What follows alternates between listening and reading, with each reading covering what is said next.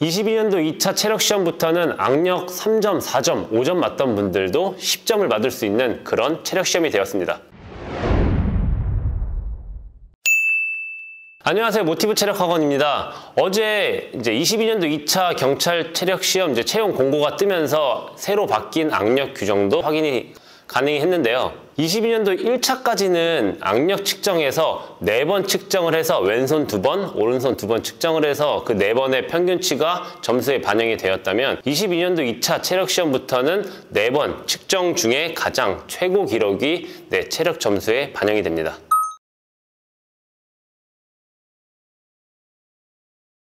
그 공고를 보고 악력, 왼손과 오른손의 편차가 컸던 수험생분들에게는 희소식이 되었고요.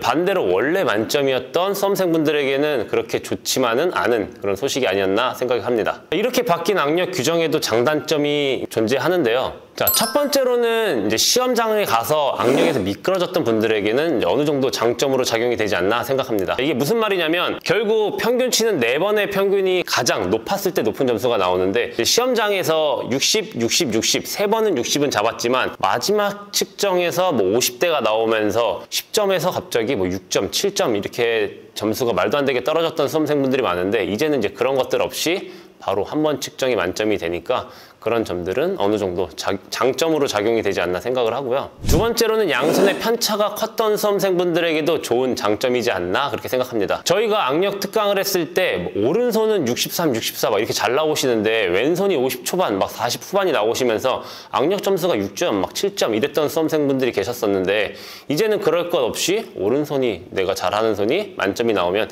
그대로 만점으로 반영이 되기 때문에 그렇게 스트레스 받았던 수험생분들에게도 조금은 장점이 되지 않았나 이렇게 생각을 하고요. 근데 장점이 있다면 반대로 어느 정도의 단점은 존재할 수밖에 없는데요. 단점을 보자면 이게 아무래도 최대치로 바뀌게 되면서 시험장에서 악력 평균도 높아지지 않을까 그렇게 생각을 해요. 오른손은 54를 잡고 왼손은 48을 잡아서 악력이 낮았던 분들도 있는데 이제는 54가 되면 그대로 악력 점수가 되기 때문에 예전과는 다르게 전체적으로 상향 평준화가 되지 않을까 생각을 합니다. 그렇다고 1점, 2점 잡던 사람이 규정이 바뀌었다고 10점이 되는 건 아니니까요. 파지가 아니라 운동이 부족하신 분들은 운동을 더 해주셔야지 높은 점수를 받을 수 있겠죠. 두 번째로는 오측정이에요. 예전 같은 경우에는 측정하다가 한번 잘못 눌려서 5나 10을 나오게 되면 이게 전체적인 평균 점수가 너무 낮아지기 때문에 감독관들이 3번 측정 값은 기록을 해놓고 잘못 나왔던 그 손만 재측정을 해서 다시 평균을 해서 점수를 매겨주는 경우들이 있었는데요. 이제는 한 번 한 번이 최고 기록이 되기 때문에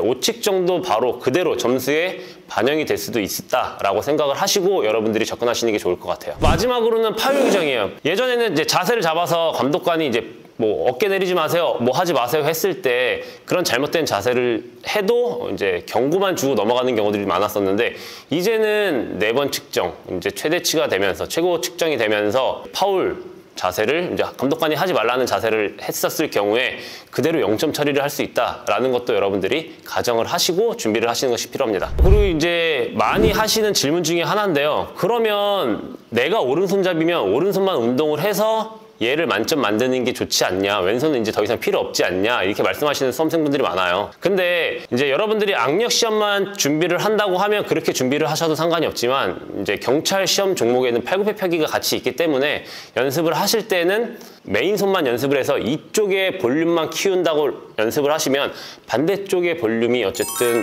비대칭이 되면서 팔굽혀펴기 할 때 조금 밸런스가 무너진다라든지 한쪽 근육만 강화가 되면서 허리 쪽의 통증이라든지 근력 향상, 점수에도 영향을 끼칠 수 있으니까요. 평소 운동을 할 때에는 양손 다 고르게 운동을 해주시는 게 여러분들이 팔굽혀펴기까지 이어갔을 때 올바른 향상이 될 수 있으니까 운동은 양손 다 하시는 것들을 추천드리고요. 하지만 양손에 파지 연습을 했던 분들은 굳이 양손을 전부 다 하지 않더라도 오른손에 조금 더 집중을 해서 더 정확한 파지 연습들을 할 수 있겠죠. 자, 이렇게 오늘은 바뀐 악력 규정에 대해서 한번 이야기해 봤는데요. 22년도 2차 체력 시험부터는 이 바뀐 규정 때문에 어떤 분들은 이득을 보고 어떤 분들은 이득을 보지 않는 그런 시험이 될 수 있을 거라고 생각은 해요. 그런데 그런 것들에 동요되기보다는 시험장 상황이 원하는 파울 자세라든지 그런 규정들을 확실하게 연습을 하고 시험장을 가시는 게 여러분들이 보다 높은 점수를 받을 수 있고 내 최고 기록을 받을 수 있는 그런 지름길이지 않나 생각합니다. 얼마 남지 않은 요즘 공부하랴 운동하랴 가장 피곤한 시점인데 마지막까지 화이팅 하시고요.